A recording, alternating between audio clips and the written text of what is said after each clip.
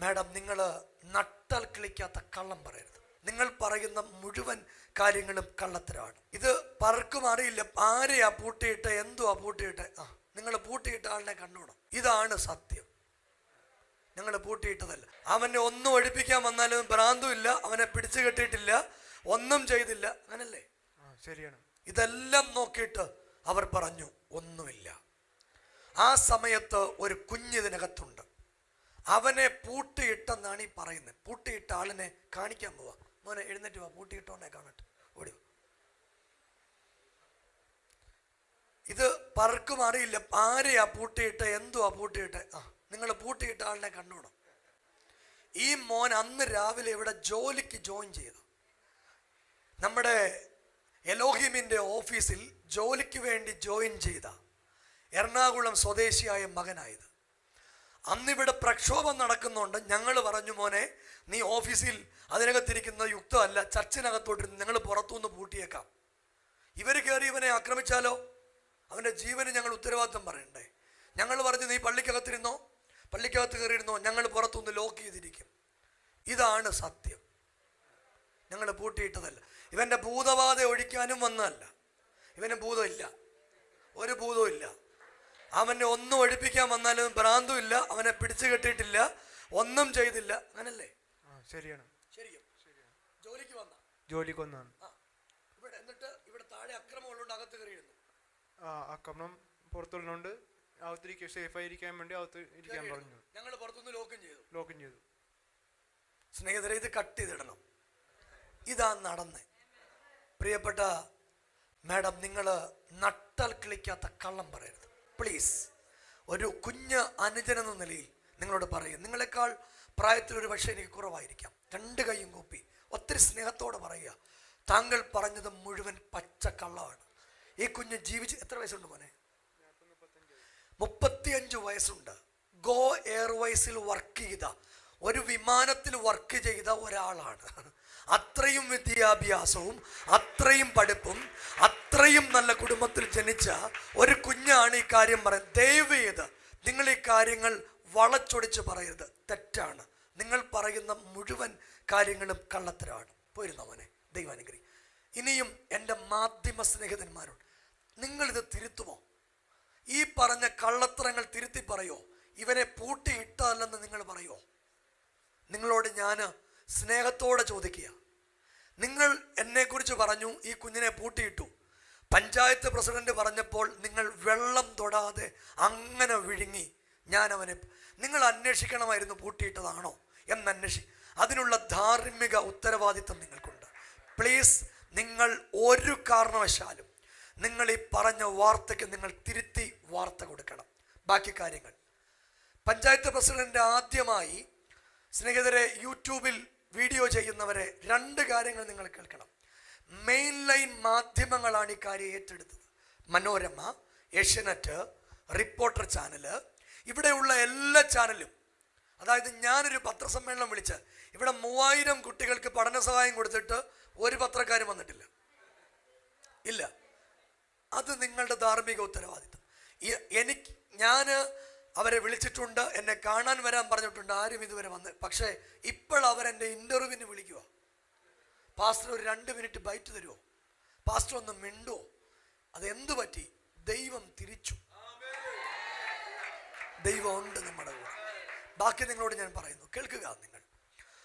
അന്ന് ഈ ചർച്ച് പ്രവർത്തിക്കുന്നത്, നമ്മൾ ഓഡിറ്റോറിയത്തിനകത്ത് ആരാധിക്കാൻ കൂടി വരുന്നു. ഒരു അസംബ്ലി ആയിട്ടൊരു സ്ഥലത്ത് കൂടി വരാൻ ഇന്ത്യൻ ഭരണഘടന അനുവദിക്കുന്നത് കൊണ്ട് ഞങ്ങൾ ഇവിടെ കൂടി വരുന്നു. കൃത്യമായി വാടക കൊടുക്കുന്നു. ഞങ്ങളുടെ കാര്യങ്ങൾ ഞങ്ങൾ കൃത്യമായി ചെയ്യുന്നു. ആ നിലകളിൽ ഞങ്ങൾ മുന്നോട്ട് പോകുന്നു. ദയവായി നിങ്ങൾ കേൾക്കുക.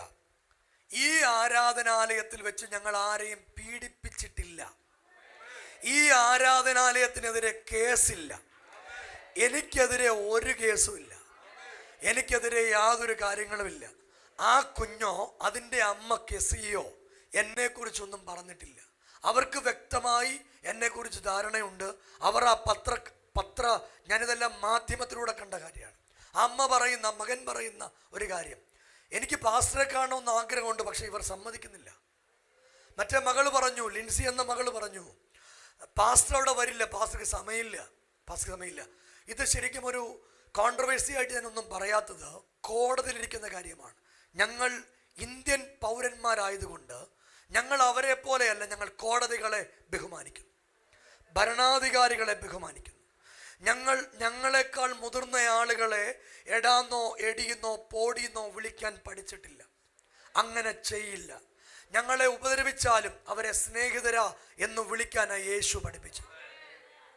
ഇതാണ് ഞങ്ങളുടെ അടിസ്ഥാനപരമായ കാര്യങ്ങൾ. ഓമല്ലൂർ പഞ്ചായത്ത് പ്രസിഡന്റ്, ചെന്നീർക്കര പഞ്ചായത്തിൽ നടന്ന ഒരു ക്രൈമാണ് ഇത് നടന്നത്. ചെന്നീർക്കര, ഇത് രണ്ട് പഞ്ചായത്താണ്. വളരെ വേഗത്തിൽ ഓമല്ലൂർ പഞ്ചായത്ത് പ്രസിഡന്റ് ചെന്നീർക്കര പഞ്ചായത്തിലേക്ക് വന്നു. മാധ്യമങ്ങളുടെ മുമ്പിൽ ഒരു മാധ്യമ ശ്രദ്ധ കിട്ടട്ടെ എന്ന് വിചാരിച്ച് ആവേശത്തോടെ പറഞ്ഞു. അവർ പറഞ്ഞത് ഇങ്ങനെയാണ്: ബിനു വാഴമുട്ടം ഇവിടെ വന്ന ഒരമ്മയുടെ കയ്യിൽ നിന്ന് 8 സെന്റ് വസ്തു എഴുതി വാങ്ങിച്ചു. ഇനിയും അമ്മയെക്കുറിച്ച് 2 വാക്ക്. നമ്മുടെ കുട്ടികൾ കട്ട് ചെയ്യുമ്പോൾ ഈ അമ്മയെ കൊണ്ടെത്തന്ന വീഡിയോ, അമ്മ നിൽക്കുന്ന വീഡിയോ, അമ്മയുടെ വീടിൻ്റെ വീഡിയോ, ഇത് മുഴുവൻ നിങ്ങൾക്ക് കാണിച്ചു തരും. 8 സെന്റ് വസ്തു, ആ വസ്തുവിന് 18 ലക്ഷം രൂപ കിട്ടും. അത് കള്ളക്കഥയുണ്ടാക്കി ഞാൻ കൈക്കലാക്കി എന്ന് വെച്ചാൽ എൻ്റെ പേരിൽ ഞാൻ ഈ വസ്തു എഴുതി വാങ്ങിച്ചു. ഇതാണ് പഞ്ചായത്ത് പ്രസിഡന്റിൻ്റെ ആതിരാമാടത്തിൻ്റെ വർഷം. നിങ്ങൾ കേൾക്കുക പ്രിയപ്പെട്ടവരെ, സംഭവിച്ചത് അങ്ങനെയല്ല. ഈ അമ്മയെ 5 വർഷത്തിന് മുൻപ് പന്തളം ജനമൈത്രി പോലീസ് സരോജനി എന്ന് പറയുന്ന അമ്മയെ, നായർ സമുദായത്തിൽപ്പെട്ട അമ്മയെ ആരും നോക്കാനില്ലാത്തത് കൊണ്ട് ജനമൈത്രി പോലീസ് എന്നെ വിളിക്കുന്നു. ഞാൻ പറഞ്ഞു, സാറേ ഞാൻ അവിടെ വരും. എന്നോട് കൂടി അന്നത്തെ പഞ്ചായത്ത് മെമ്പറും പഞ്ചായത്ത് ഭാരവാഹികളും ജനമൈത്രി പോലീസിലെ 2 ആളുകളും ഞങ്ങൾ ഒരുമിച്ച് അവിടെ ചെല്ലുന്നു. അവർ പോലീസ് വാഹനത്തിൽ, ഞാൻ എൻ്റെ വാഹനത്തിൽ, സ്നേഹത്തണൽ ആ വാഹനത്തിൽ. അങ്ങനെ അവിടെ ചെല്ലുന്നു. ഈ അമ്മയെ പോലീസുകാരുൾപ്പെടെ സ്നേഹത്തണലിലേക്ക് കൊണ്ടുവരുന്നു. അമ്മ എന്നോട് വരുന്ന സമയത്ത് ഒരാഴ്ച കഴിഞ്ഞ് അവിടുത്തെ അന്ന് അത് നമ്മുടെ സ്നേഹത്തണലിൽ നടത്തിക്കൊണ്ടിരുന്ന മാനേജരെ വിളിച്ചിട്ട് പറഞ്ഞു, എനിക്ക് ബിനു പാസ്റ്ററെ കാണണം. അമ്മ എന്നോട് പറഞ്ഞു, ഞാൻ ഒത്തിരി അനാഥ മന്ദിരത്തിൽ പോയിട്ടുണ്ട്, ഇന്നു വരെ ഒരു അനാഥ മന്ദിരത്തിലും ഇത്രയും മേൽത്തരമായി ഞങ്ങളെ ട്രീറ്റ് ചെയ്തിട്ടില്ല. അതുകൊണ്ട് എനിക്ക് പാസ്റ്റർക്ക് ഈ വസ്തു എഴുതിത്തരാൻ ആഗ്രഹമുണ്ട്. 8 സെന്റ് സ്ഥലം പാസ്റ്റർക്ക് എഴുതിത്തരണം.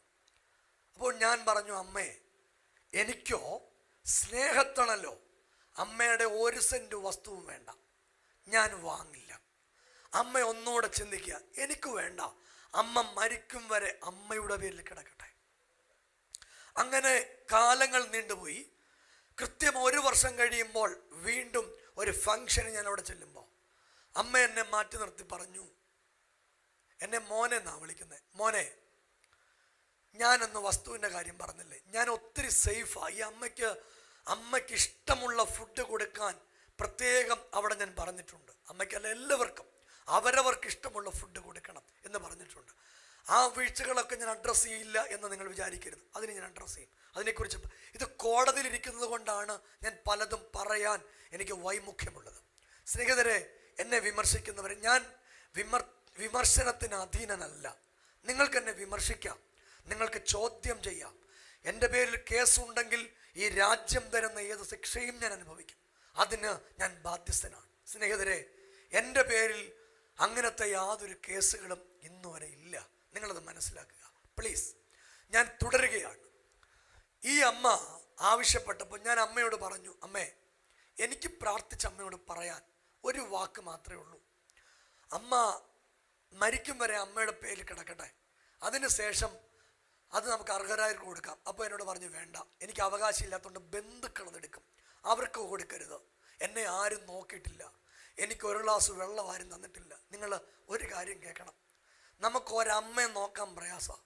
ആ സമയത്ത് ഇത്രയും ആളുകളെ നോക്കാൻ ഭയങ്കര പ്രയാസമാണ്.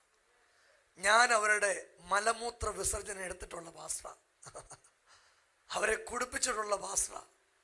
അവർക്ക് അവരുടെ കഫം എൻ്റെ കയ്യിൽ നിന്ന് എടുത്ത്, ക്യാൻസറുള്ള അമ്മയുടെ കഫം എൻ്റെ കയ്യിൽ നിന്ന് കൈകൊണ്ടെടുത്ത് വെളി കളഞ്ഞിട്ടുള്ള പാസ്റ്റർ. വിമർശിക്കുമ്പോൾ ഇത്രയും കൂടെ ഒക്കെ ഒന്ന് കേട്ടിട്ട് വിമർശിക്കാവൂ എന്ന് നിങ്ങളെ സ്നേഹത്തോട് ഓർപ്പിക്കുക.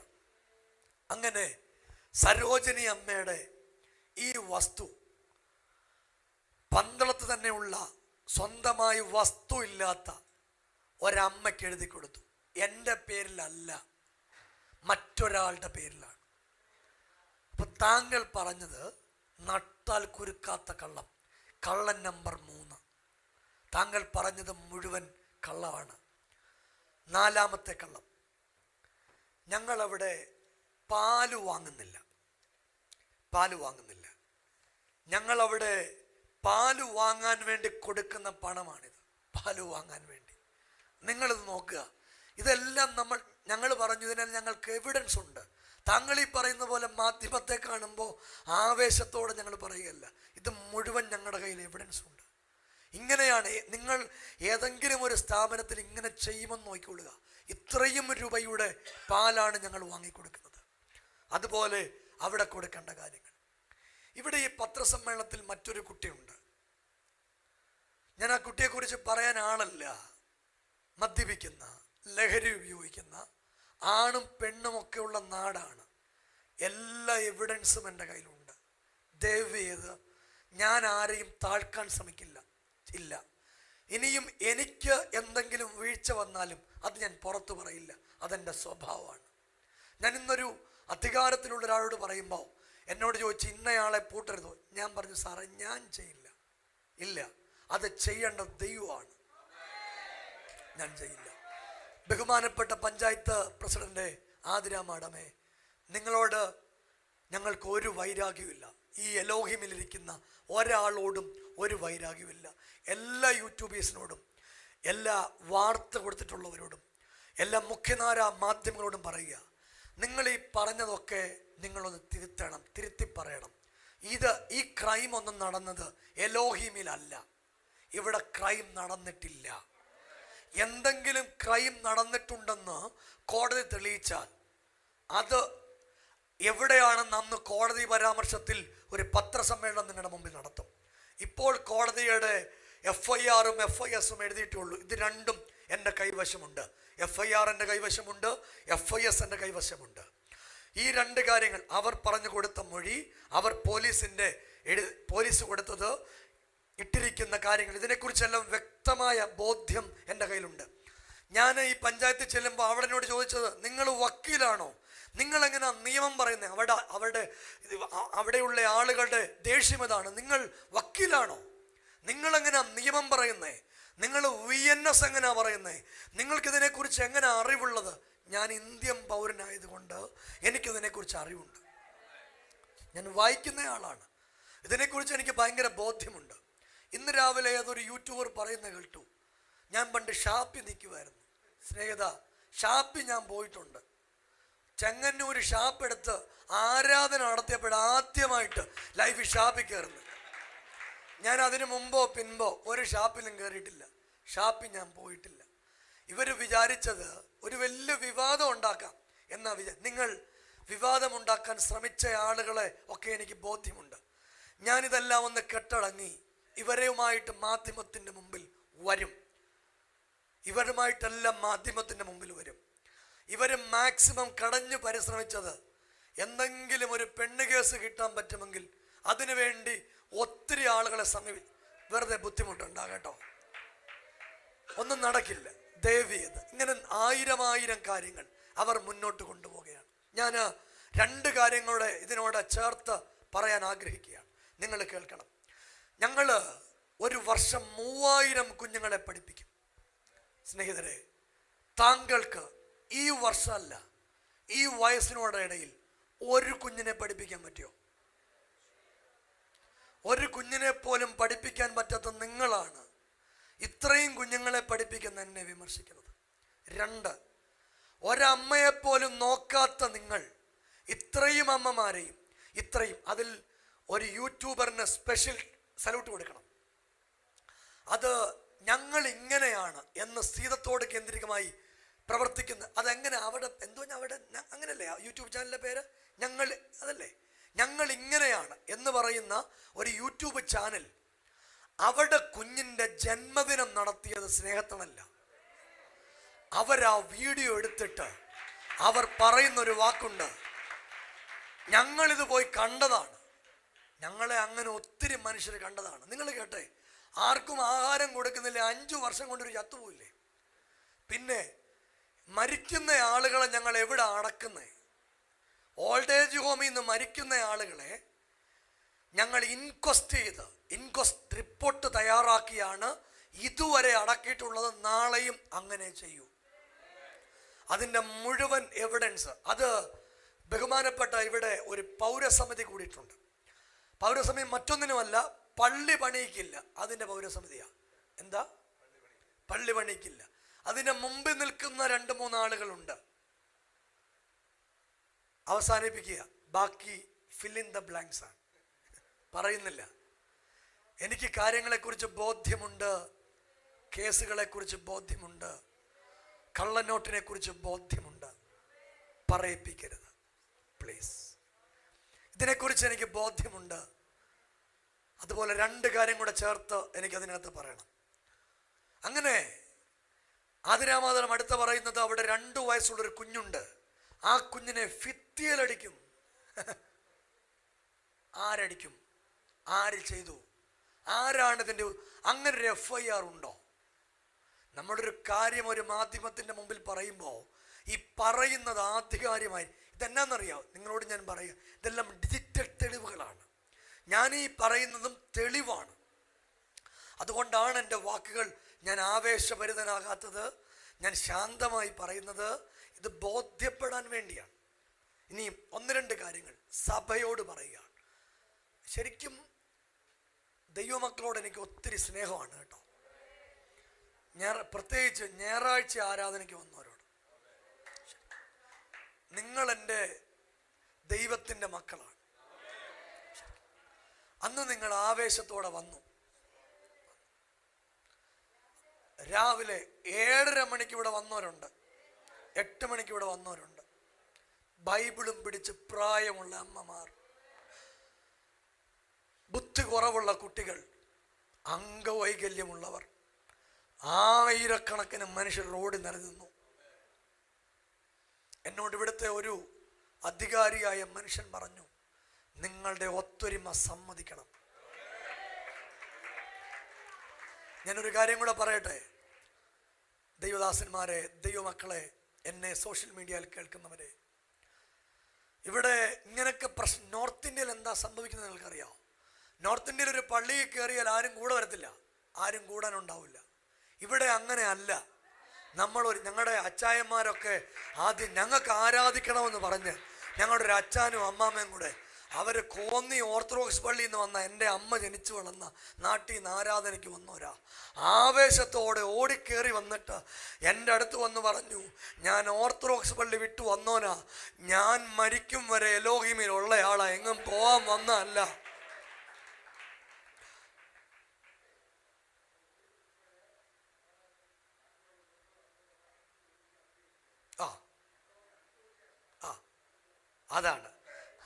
അതായത് പ്രിയപ്പെട്ട ബീച്ചാൻ, അദ്ദേഹം നമ്മുടെ ഈ സങ്കടാവസ്ഥ അറിഞ്ഞിട്ട് ഗൾഫിൽ നിന്ന് വന്ന ഒരാമയും പറഞ്ഞു. നിങ്ങൾ കേട്ടോ? ഗൾഫിൽ അവിടെ ബിസിനസ് ചെയ്യുന്ന മനുഷ്യനാ. അത് നമ്മുടെ സങ്കടാവസ്ഥ അറിഞ്ഞ് ഗൾഫിൽ നിന്ന് നാട്ടിൽ വന്ന. നാട്ടിലുള്ളവരുണ്ടായിരുന്നു, അവർക്കന്ന് പനിയായിരുന്നു. അമ്മയ്ക്ക് അന്നത്തെ ദിവസം അമ്മയ്ക്ക് തലകറക്കം ഉണ്ടായി. അന്നുണ്ടാവും. ഇതൊക്കെ ഞങ്ങൾക്ക് അറിയില്ലേ അച്ഛാ? അറിയില്ലേ? ഈ ഇവിടുത്തെ ശക്തികളോട് പറയുന്ന പോലെ ഞാൻ പറയുക, ഞങ്ങളും അരിയാഹാരം കഴിക്കുന്നവരാ ആണ്. പ്രത്യേകിച്ച് 25 വർഷമായി സുവിശേഷ വേല നിന്ന മനുഷ്യനാണ് ഞാൻ. ഇവിടെ പൗരസഭ നടത്തിയ ആൾ പറഞ്ഞു, കഴിഞ്ഞ 9 വർഷമായിട്ട് ഞങ്ങൾ ബിനു വാഴമുട്ടത്തെ പൂട്ടിക്കാൻ, ഇത് മാധ്യമത്തിൻ്റെ മുമ്പിലാ, ബിനു വാഴമുട്ടത്തെ പൂട്ടിക്കാൻ നടക്കുക. അമ്മ വിഷമിക്കാതിരുന്നേ, അമ്മ സങ്കടപ്പെടാതെ. എൻ്റെ അമ്മയ്ക്ക് ഭയങ്കര വിഷമം. ഇത് മാധ്യമത്തിൻ്റെ മുമ്പിൽ പറയുന്ന കാര്യമാണ്. കഴിഞ്ഞ 9 വർഷമായിട്ട് ഇങ്ങനല്ലേ വസ്ത്രേ? അതിന് മറുപടി പറയണം. സ്നേഹിത, മാനുഷികമാണെ പൂട്ടും. ഞാൻ നിങ്ങളോട് ഒരു കാര്യം പറയാം, യേശു നമ്മുടെ കൂടെ ഉണ്ട്. അതെങ്ങനെയാന്ന് പറയാം. ഞാൻ എറണാകുളത്തെ മീറ്റിംഗ് മെസ്സേജ് എടുക്കുമ്പോൾ അന്ന് വെളുപ്പിനെ മറ്റൊരു മെസ്സേജാണ് ഞാൻ തയ്യാറാക്കുന്നത്. ഞാൻ ഹാളിലേക്ക് കയറുമ്പോൾ പരിശുദ്ധാത്മാവ് എന്നോട് പറഞ്ഞു, മോനെ, മാനുഷികം തകരും, ദൈവികം നിൽക്കും. ആ ഞായറാഴ്ചയും ഇവിടെ പ്രസംഗിച്ചത് ഞാൻ അതാ. അമ്മേ, നമ്മൾ മാനുഷികമായിരുന്നെങ്കിൽ തകർന്നേനെ. ദൈവികം കൊണ്ടാണ് നിൽക്കുന്നത്. ഇന്ന് വരെ നിന്നത് വന്നത് കൃപ. ഞാൻ ഒന്ന് രണ്ട് കാര്യം കൂടെ പറയട്ടെ. BJP പ്രത്യയശാസ്ത്രത്തിൽ വിശ്വസിക്കുന്ന ഒരു പറ്റം അമ്മമാർ കഴിഞ്ഞ ദിവസം യാത്ര ചെയ്യുമ്പോൾ എന്നെ കണ്ടിട്ട് വണ്ടിക്ക് കൈ കാണിച്ചു. ഞാൻ ഇറങ്ങി വന്നപ്പോൾ പറഞ്ഞു, പാസ്റ്ററെ, നിങ്ങളോട് ഞങ്ങൾക്ക് ഭയങ്കര സ്നേഹം കേട്ടോ. നിങ്ങൾ ആരുടെ ഒന്നിനും അടിയറ വെക്കല്ല. അവർ ഈ ഇതിൽ വിശ്വസിക്കുന്ന ആളുകളാണ്. എന്നോട് പറഞ്ഞു, ഞങ്ങൾ തീവ്രമായി ഈ പ്രസ്ഥാനത്തെ വിശ്വസിക്കുന്നവരാ, പക്ഷെ ആരാധന അടയാൻ ഞങ്ങൾ സമ്മതിക്കില്ല. അവരുടെ വാക്കുകളാണ്. അങ്ങനെയുള്ള നല്ല അമ്മമാർ ഇവിടെയുണ്ട്. അമ്മമാരെ, സംഘടനാ ബോധ്യമില്ലാതെ, ജാതിയില്ലാതെ, മതമില്ലാതെ ഞങ്ങളോട് ചേർന്ന് നിൽക്കുന്ന നിങ്ങൾക്ക് എല്ലാവർക്കും ഹൃദയത്തിൻ്റെ ഭാഷയിൽ ഒരു സ്നേഹം. അതുപോലെ നിരവധി അച്ഛന്മാർ, നിരവധി ബിഷപ്പന്മാർ, നിരവധി തിരുമേനിമാർ, നിരവധി പാസ്റ്റർമാർ, ഇന്ന് കേരളത്തിലുള്ള പാസ്റ്റർ MA വർഗീസ് ഉൾപ്പെടെ. ഇന്നലെ രാത്രി MA വർഗീസ് പാസ്റ്റർ പറഞ്ഞു, നിരന്തരമായി പാസ്റ്ററെ വിളിക്കുകയായിരുന്നു, കിട്ടാത്തതുകൊണ്ട് ഞാനൊരു വോയിസ് ഇടുക. ഞങ്ങൾ കൂടെയുണ്ട്, ദൈവം കൂടെയുണ്ട്. ഞാൻ ഒരു പടിയുടെ ദൈവത്തിന് മുമ്പിൽ താഴ്ന്നുകൊണ്ട് പറയുക, യേശു നമ്മുടെ കൂടെ ഉണ്ട്. എല്ലാവരും നമ്മൾ തകരുമെന്നൊക്കെ വിചാരിച്ചു, ദൈവം നമ്മളെ നടത്തി. ഇത്രയും പറയുമ്പോഴും സ്നേഹത്തണലിനെ കുറിച്ചൊരു വാക്ക് പറയാതെ പോകുന്നത് ശരിയല്ല. അവിടെ ആരെങ്കിലും ആ കുഞ്ഞിനെ ഉപദ്രവിച്ചിട്ടുണ്ടെങ്കിൽ ഒരു കാരണവശാലും ഉപദ്രവിച്ചവരുടെ കൂടെ ഞങ്ങൾ നിൽക്കില്ല. ഇല്ല, അത് അസന്നിഗ്ധമായി ഒരിക്കൽ കൂടെ പറയുക, അവരുടെ കൂടെ നിൽക്കില്ല. അത് ഇവിടെ അല്ല നടന്നിട്ടുണ്ടെങ്കിൽ ഇവിടെ അല്ല. മാധ്യമ സ്നേഹിതർ തിരുത്തണം. എലോഹിം ഗ്ലോബൽ വർഷിപ്പ് സെന്റർ അല്ല, സ്നേഹത്തണലിലാണ്. ഓക്കെ, ഗ്ലോബൽ വർഷിപ്പ് സെന്ററിൽ നടക്കാത്ത ഒരു കാര്യം, നിങ്ങൾ എന്തിനാണ് മനഃപൂർവ്വമായി ഈ ചർച്ചിൻ്റെ പേര് പറയുന്നത്? സ്നേഹത്തണലിൻ്റെ പേരില്ലേ? എന്താണ് നിങ്ങൾ സ്നേഹത്തണലിൻ്റെ പേര് ഉപയോഗിക്കാത്തത്? അല്ല എൻ്റെ വീടിൻ്റെ പേര് ഉപയോഗിക്കാത്തത്? ഇനിയും ഇവിടുത്തെ ശക്തികളോട്, ഞങ്ങളെ തകർക്കാൻ വരുന്ന ശക്തികളോട് രണ്ട് വാക്ക്. ഒന്ന്, അവർ ഒരിക്കൽ പോലും ചെന്നീർക്കര പഞ്ചായത്തിൽ ഒരു സമരം നടത്തിയിട്ടില്ല. സമരം നടത്തിയത് ഇവിടെയാ. 3 രാത്രികൾ കൊടി പിടിച്ചു വന്നു. ഓക്കെ, സ്വാഭാവികം ആകാം. അടുത്ത സമരം നടത്തിയത് ഞാൻ വാടകയ്ക്ക് താമസിക്കുന്ന വീട്ടിൽ, അതും സമ്മതിക്കാം. അടുത്ത സമരം നടത്തിയത് എൻ്റെ സ്വന്തം വീടായ വാഴമുട്ടത്ത് സമരം നടത്തി. അത് തകർക്കാനല്ലേ സ്നേഹിത? ഞാനിവരെ ഈ സമരം നടത്തുമ്പോഴും ഞാൻ അവിടെ ഇടയ്ക്ക് അവരെന്നെ കൈ കാണിക്കുന്നു. എനിക്കെല്ലാവരെയും പരിചയമാണ്, അവരെല്ലാം എനിക്ക് പരിചയമാണ്. ശരിക്കും എനിക്ക് മുദ്രാവാക്യം വിളിക്കുന്നത് എനിക്കെതിരെയാണെന്നറിയില്ല. അവർ മുദ്രാവാക്യമൊക്കെ വിളിക്കുന്നുണ്ട്, പക്ഷേ എനിക്കെതിരെയാണെന്ന് എനിക്കറിയില്ല. എനിക്ക് ശരിക്കും അവരെന്നെ കാണുന്നു. അപ്പോഴാണ് മാധ്യമം പറയുന്നത് ബിനു വാഴമുട്ട ഒളിവിൽ. ഞാൻ അവരുടെ കൂടെ ഉണ്ട്. ഞാനങ്ങ് ഒളിവിൽ പോയിട്ട് ഇന്ന് വരെ ഒളിവിൽ പോയില്ല. ദൈവം എനിക്ക് ഒളിവിൽ പോകാൻ സംഗതി ഒരുക്കത്തുമില്ല. ഇല്ല. ഒന്നോടെ ഇവിടുത്തെ മറുനാടൻ സാധന അവറുകൾ ഉൾപ്പെടെ ഒളിവിൽ പോയ ആളുകളാണ്. ഞാൻ ഒളിവിൽ പോയിട്ടില്ല, ഒളിവിൽ പോകത്തുമില്ല. ഞാൻ ദൈവത്തെ സേവിക്കാൻ എന്നെ ദൈവം തിരഞ്ഞെടുത്ത. ഞാൻ അതൊക്കെ തിരുത്തുക നിങ്ങളുടെ മുൻപിൽ. എൻ്റെ കുഞ്ഞുപ്രായം മുതൽ എനിക്കൊരു ചെറിയ കുഴപ്പമുണ്ട്. കരയുന്ന ഒരാളെ കണ്ട കൂട്ടും. കുഴപ്പമാണ് എൻ്റെ എന്നാ വിചാരിക്കുന്നത്. അതൊരു വലിയ കുഴപ്പമാണ്. അങ്ങനെ പഠിക്കാൻ നിവർത്തിയില്ലെങ്കിൽ ഇച്ചിരി പ്രായമായ കുഞ്ഞുങ്ങളാണ്, അവരെ വിളിച്ചുകൊണ്ട് വീട്ടിൽ നിർത്തും, അന്നം കൊടുക്കും, വസ്ത്രം കൊടുക്കും. അങ്ങനെ കൊണ്ടുവന്ന ആയിരക്കണക്കിന് കുഞ്ഞുങ്ങളെ ജോലിയാക്കി വിവാഹം കഴിപ്പിച്ച് അവർ രാജ്യത്ത് പല രാജ്യങ്ങളിൽ താമസിക്കുന്നുണ്ട്. ഞങ്ങൾ 100 പേരെ എടുക്കുമ്പോൾ 80 പേര് ശരിയാവും, 20 പേര് തിരിച്ചു പോകും. അതെല്ലായിടത്തും അങ്ങനല്ലേ? ഞങ്ങൾ 100 പേരെ എടുത്താൽ 80 പേര് റെഡിയായി വരും, അത് യേശുവിൻ്റെ കാലത്തും അങ്ങനെയല്ലേ? ആണ്. യേശു കർത്താവ് 12 പേരെ എടുത്തപ്പോൾ ഒരാള് തെറ്റിപ്പോയി. ഇതെടുത്തത് യേശുവാ, എന്നിട്ട് തെറ്റിപ്പോയി. അപ്പം ഞാൻ എടുക്കുന്നതിന് കുറ്റമില്ലല്ലോ. ഇതെൻ്റെ സ്വഭാവമാണ്.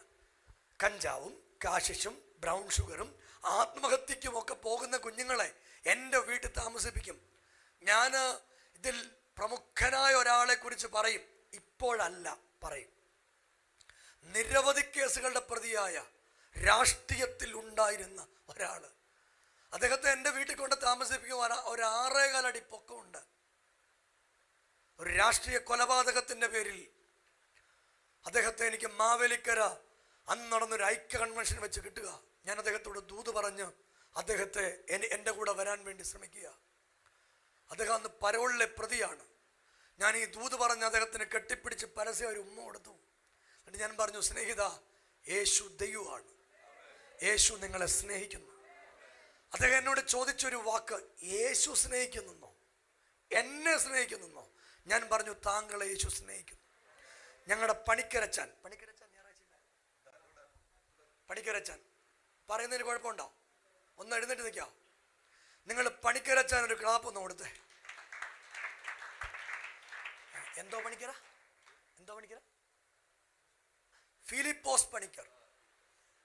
ഫിലിപ്പോസ് പണിക്കർ അടൂന്ന് ആരാധനയ്ക്ക് വരുന്ന ആളാ. ഈ കടമ്പനാട് ഈ ജരാനരകൾ ബാധിച്ച അപ്പച്ചന് നടക്കാൻ വയ്യാത്ത അമ്മച്ചിയും ഫ്രണ്ടിൽ ആരാധനയ്ക്ക് ഉണ്ടായിരുന്നു. ബൈബിളും പൊക്കി പിടിച്ച് ആരാധനയ്ക്ക് വേണ്ടി അവിടെ നിന്നു. അപ്പച്ച ഒരു ബിഗ് സല്യൂട്ട്. ഇരുന്നേ. ഞായറാഴ്ച വരുന്നവർക്ക് ഒരിക്കൽ കൂടെ ഹൃദയത്തിൻ്റെ ഭാഷയിൽ നിങ്ങൾ കാണിച്ചത് ഒരു പുരുഷത്വമാണ്, ഒരു ധൈര്യമാണ്. നിങ്ങൾക്കറിയാമോ, നിങ്ങൾ ഇത്രയും പേരിവിടെ അന്ന് ആരാധനയ്ക്ക് വന്നില്ലെങ്കിൽ നമുക്കിവിടെ കയറാൻ പറ്റില്ല. ഇല്ല. അന്ന് നമ്മളെ അവർ പൂട്ടിച്ചിരുന്നെങ്കിൽ ഇന്ന് ഒരു കാര്യം നിങ്ങൾ കേൾക്കണം. അവർ ഇന്നലെ എലോഹിമിനെതിരെ വന്നു, നാളെ ചർച്ച് ഓഫ് ഗോഡിനെതിരെ വരും, മറ്റേനാൾ IPCക്കെതിരെ വരും. അതിൻ്റെ നാളെ നിങ്ങൾ ഒരു വാക്കൂടെ കേൾക്കണം. നമ്മുടെ ഈ നാട്ടിൽ, നമ്മുടെ ഓമല്ലൂര് അറിയപ്പെടുന്ന മറ്റൊരു കാര്യമുണ്ട്. ഒരു സംഘർഷം ഇവിടെ കിടപ്പുണ്ട്. നമ്മളെക്കാൾ പ്രബുദ്ധരായ, നമ്മളെക്കാൾ സംഘടനാ ബലമുള്ള, നമ്മളെക്കാൾ കരുത്തുള്ള ആളുകൾ ഇവിടെ നിൽക്കുക. ഷൈനിമാമേ ഇപ്പുറത്തോട്ടിരുത്തിയാട്ടെ ആൾക്കാരെ. നമ്മളെക്കാൾ സംഘടനാ പാഠവുമുള്ള, നമ്മളെക്കാൾ മിടുമിടുക്കരായ ആളുകൾ നോക്കിയിട്ട് ഈ ഓമല്ലൂരിൽ പലതും നടന്നില്ല. ബാക്കി നിങ്ങൾ ഊഹിച്ചോണം. ഞാൻ എന്താ പറയുന്നത്? ഊഹിച്ചോണം. ഇവിടെ ഒരു കാര്യമുണ്ട്. ഈ മണ്ണിൽ അവർ പറഞ്ഞത് ഇന്നു വരെ വിജയിച്ചു. ഞാൻ പറഞ്ഞു, ബഹുമാനപ്പെട്ട പ്രസിഡന്റിനോട് പറഞ്ഞത് കയറിയപ്പോൾ, നിന്നെ ഞാൻ വാഴിക്കില്ല, ഇവിടെ നിന്നെ ഞാൻ ആരാധിക്കാൻ സമ്മതിക്കില്ല. അപ്പം ഞാൻ മാഡത്തോട് പറഞ്ഞു, മാഡം നിങ്ങൾ ഈ വെല്ലുവിളിക്കുന്നത് ദൈവത്തെ വെല്ലുവിളിക്കരുത്. ഞാൻ ഇവിടെ നിന്ന് പറയുക, ദൈവത്തെ വെല്ലുവിളിക്കരുത്. നമ്മൾ ഈ വിചാരിക്കും പോലെ ദൈവം ഒരു നിസ്സാരക്കാരനല്ല. ഈ അഖിലാണ്ടമുണ്ടാക്കിയ ആളാണ് ദൈവം. പൗലോസ് അപ്പോസ്തലൻ പറഞ്ഞതുപോലെ ലോകമൊക്കെ ഭജിച്ചു വരുന്നൊരു ദൈവം. ആ ദൈവത്തെ ഞാൻ അന്ന് പഞ്ചായത്ത് ഓഫീസിൽ നിന്ന് ഇറങ്ങുമ്പോൾ പറഞ്ഞൊരു വാക്കിങ്ങനെ ഉണ്ട്. അവിടെ മിനിസ്റ്റർ രേഖപ്പെടുത്തിയിട്ടുണ്ടാകാം, ഉണ്ടോ ഇല്ലയോ എന്ന് ആധികാര്യം എനിക്കറിയില്ല. അതിനകത്ത് ഉണ്ടാകാം എന്ന് ഞാൻ പറഞ്ഞത്. ഞാൻ പറഞ്ഞു, മാഡം, ഞാൻ ഈ ഉലകം മുഴുവൻ ഉണ്ടാക്കിയ ദൈവത്തെ ഭജിക്കുന്ന ദൈവത്തിന് പകരമുള്ളയാളാണ്. ഇത് യേശുവിനെ ആരാധിക്കാൻ വേണ്ടിയാണ് ഞാൻ ചോദിക്കുന്നത്. അതുകൊണ്ട് ദൈവത്തെ ആരാധിക്കാൻ ഇന്ത്യൻ നിയമത്തിൽ പറഞ്ഞതുപോലെ ദൈവം ഞങ്ങൾക്കൊരു പള്ളി തരും.